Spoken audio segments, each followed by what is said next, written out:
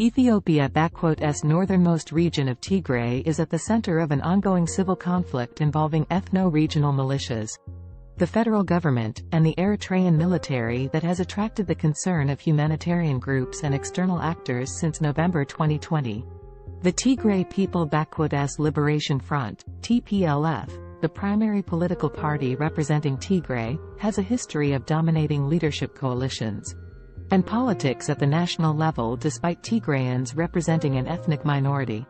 However, his regime failed to curtail a brutal war with Eritrea, marginalized ethnic groups including the Somali, Oromo, and Amhara, each of which are larger than the Tigrayan population, and solidified a centralized autocracy.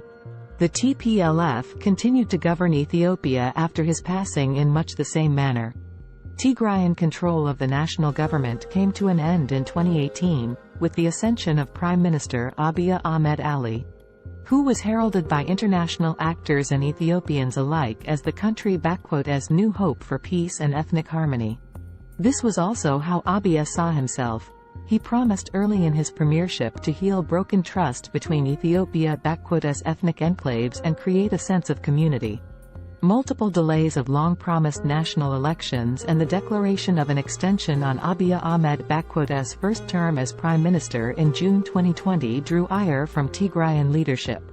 The Tigray State Council's choice to hold local elections in defiance of federal orders inflamed tensions even further in advance of the regional elections, which ultimately solidified the popularity of the TPLF. Tigrayan leaders warned that they would consider intervention from the federal government at declaration of war.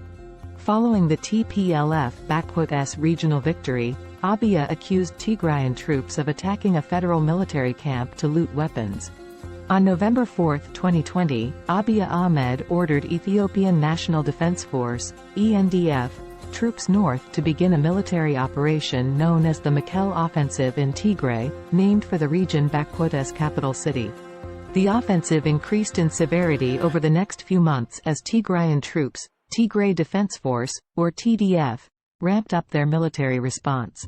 Abiy first framed the offensive as a targeted operation against individuals in TPLF leadership. A communications blackout implemented at the outset of the conflict shuttered coverage of ground conditions. But media and UN officials began sounding the alarm about improper treatment of civilians, especially ethnic Tigrayans, by December 2020. Ethiopia's neighbor and former enemy, Eritrea, which fought a war with Ethiopia during the Zenawi regime, joined the side of the Ethiopian government troops early in the conflict. After months of denying their presence, in spring 2021, Prime Minister Abiy Ahmed admitted that Eritrean troops were fighting inside Tigray.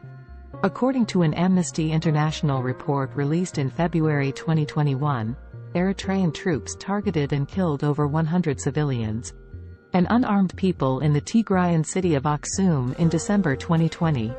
Eritrean troops have not followed through on commitments to reduce their presence in the region, despite international pressure to do so. Outside of Tigray, tensions continue to run high among other ethnic groups. In April 2021, the government declared a state of emergency in Amhara state after a series of violent attacks against ethnically Oromo residents.